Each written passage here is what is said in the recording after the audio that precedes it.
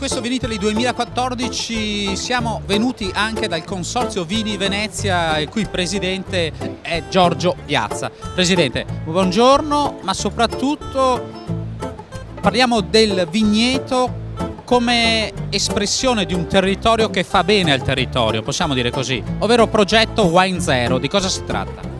È un progetto che per la prima volta in questo paese dimostra de facto di poter certificare quindi l'impronta carbonica del prodotto finito. Quindi un'azienda che ha questo tipo di approccio può commercialmente, quale leva strategica importante di marketing, dire al consumatore finale: la mia bottiglia non ha inquinato, la mia bottiglia per produrla non ha, dalla vite fino al vino e all'imbottigliamento, non ha emesso anidride carbonica. Lo dimostra, Presidente, anche uno strumento qui, no? Che sta lavorando proprio per certificare, o meglio attestare questo. Esatto, noi abbiamo qui riprodotto una piccola vigna di Refosco dal Peduncolo Rosso, sono delle barbatelle allevate in serra, e in mezzo ci abbiamo messo uno degli strumenti che l'Università di Padova pone nelle stazioni di rilevamento. Con queste pratiche si può trasformare il vigneto in una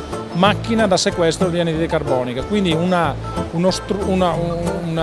biotopo che è in grado di produrre un bene pubblico, quindi prendere l'anidride carbonica e metterla sottoterra sotto forma di sostanza organica, sotto forma di radici, di foglie, di tralci, eccetera. Presidente, proprio in conclusione, come il Consorzio Vini Venezia parla al mondo grazie a questo anche brand, no? Venezia legato a questi vitigni? C'è fiducia?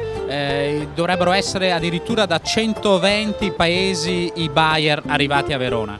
Beh, il Vinitaly anche quest'anno ha dimostrato la sua forza e il suo appeal. Voglio sempre con grande orgoglio ricordare che l'export del vino veneto vale quello del Piemonte, della Lombardia e della Toscana messe assieme, insomma, quindi è un bel messaggio. Il marchio Venezia è molto considerato, stiamo valutando molte proposte, noi speriamo e mi auguro che le aziende, soprattutto quelle commerciali, imbottigliatrici eccetera, credano in questo marchio, perché è veramente un brand vincente. Grazie al Presidente Piazza, grazie davvero. Ed ora, un'altra sorpresa.